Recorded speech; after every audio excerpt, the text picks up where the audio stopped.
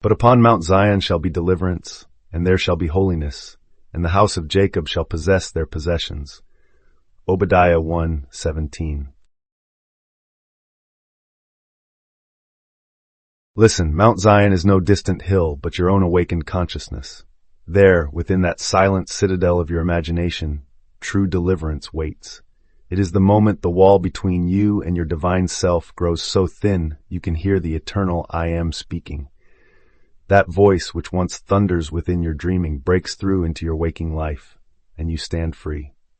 Holiness is not an attribute you acquire from without, but the new garment you don when you repent, when you refuse to be bound by the past you thought immutable.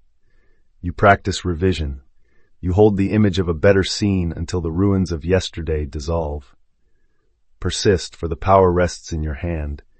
Throw that ball of memory again and again. Persist, and see the dilapidated picture blossom into a modern temple of rejoicing. The house of Jacob is your own being, the sum of every state you have occupied. To possess their possessions means to inhabit fully that divine reality already yours. Do not look outside for riches. They dwell within the secret chamber of your heart, where the one who calls himself I Am abides. As you break down the veil, repenting, forgiving, revising, the new man is born. There are not two. There is only Christ, the single focus of all your yearning. So rise in your imagination and walk through the gate you have created. Let the desert of fear turn to technicolor life. Persist at rewriting what seems fixed, and the spirit of holiness will arm you with peace.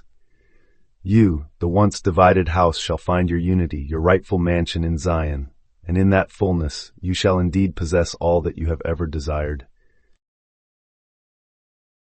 1. The psychological reading. Mount Zion represents the newly awakened state of consciousness, our inner higher mind.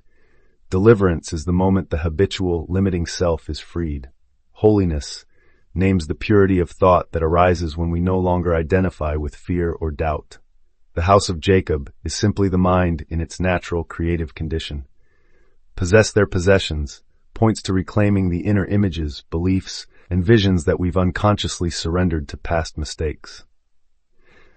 The metaphysical mechanics. This verse sketches the process of inner alchemy. Zion, the desired state, emerges when we revise and replace old mental pictures. Deliverance occurs as we persistently imagine and feel the new scene until it displaces the old.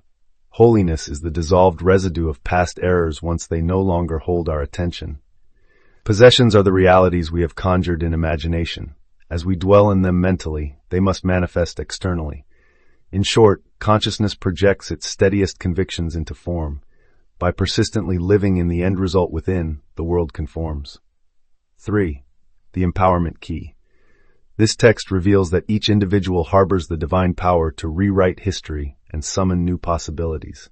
We possess the creative faculty of imagination, able to call up worlds from nothing, the authority to dissolve old mental states by sustained inner conviction, the capacity to possess, bring into outer reality, whatever inner scene we embrace as real. We are not passive observers, but active co-creators, and our imagination is the sovereign mount on which our liberation is consummated. Part 4. The practical bridge. 1. Choose a limiting pattern: fear, regret, scarcity. Recognize it as yesterday's state. 2. Calmly revise its scene. Imagine the same setting revamped in Technicolor with your desired outcome. Feel the relief and joy as if it were already so. 3. Repeat daily, persistently. Each revision thins the veil until the inner conviction breaks through. 4. Live in the feeling of deliverance and holiness as your present reality.